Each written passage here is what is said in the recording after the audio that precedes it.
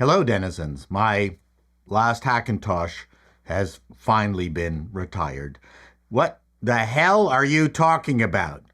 To most of you, my existing denizens who climbed on board with me in this new guise as your former network executive as of February 2022, prior to that, I was one of those terrible Apple computer channels talking about geeky things like RAM width and case girth.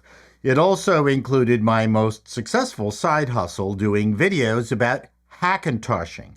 Without getting into too much detail, a Hackintosh is a Windows PC without the Windows OS that runs the Mac OS instead of the Windows OS. Still with me.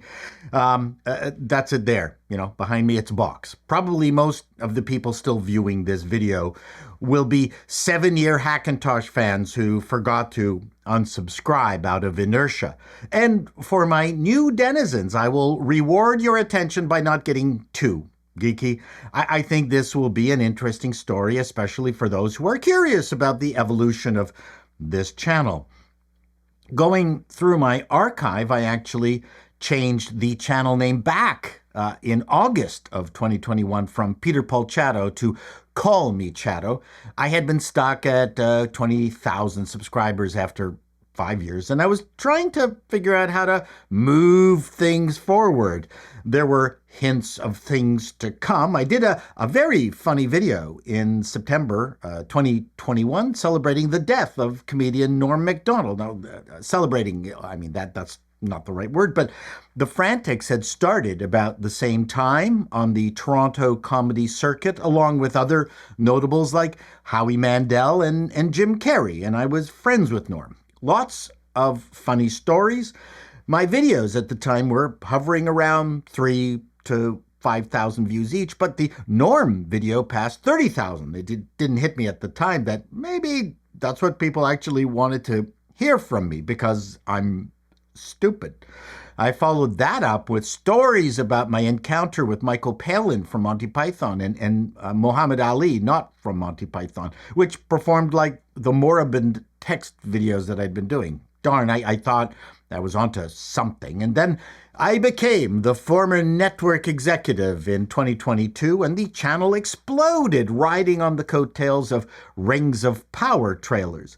It was funny because my main passion has always been showbiz. The idea of the former network executive differentiated me from others commenting on the YouTube show business circuit. You liked the concept. You trusted me, and here I am.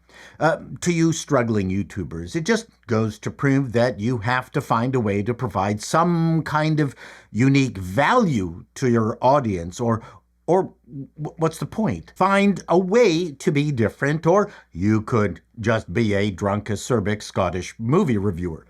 We are in the entertainment business after all, and research has shown that more people trust us than the mainstream media. Anyway, that was it for Apple News and Hackintoshing.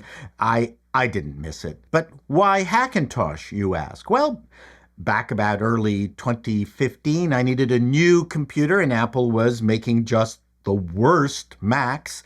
My cheese grater Macintosh Pro was done after 10 years of service.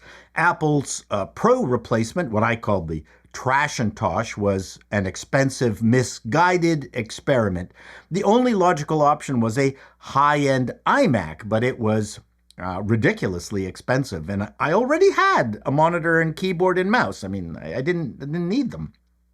The Mac Mini was underpowered garbage, so I decided to build my first Hackintosh. Now, for those of you who are still confused how that works, just think of a Hackintosh as a layer of code that fools the Mac OS into thinking that box of PC parts is Apple hardware.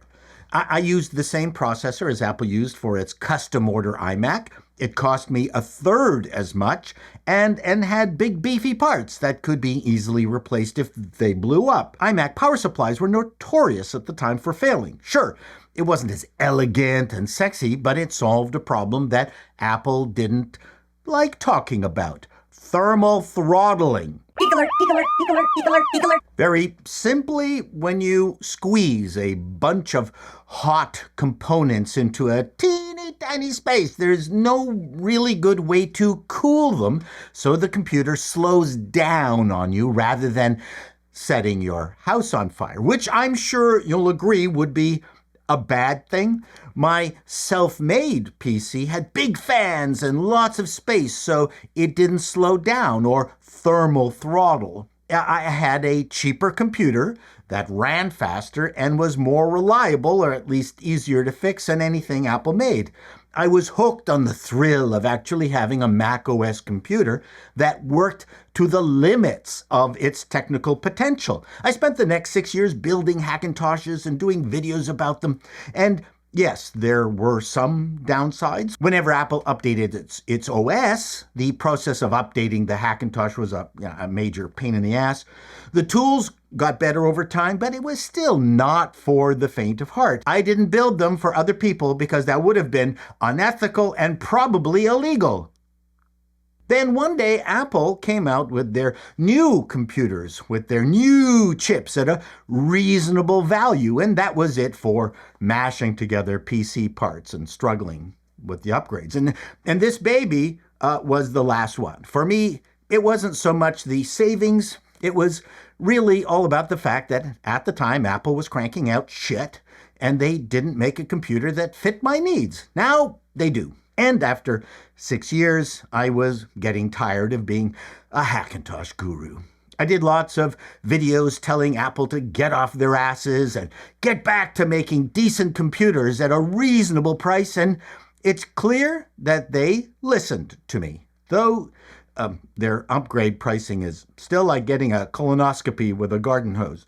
And so I close another chapter in my life. I don't know how many chapters I have left, but I'll keep you posted. Till next time, denizens, be seeing you.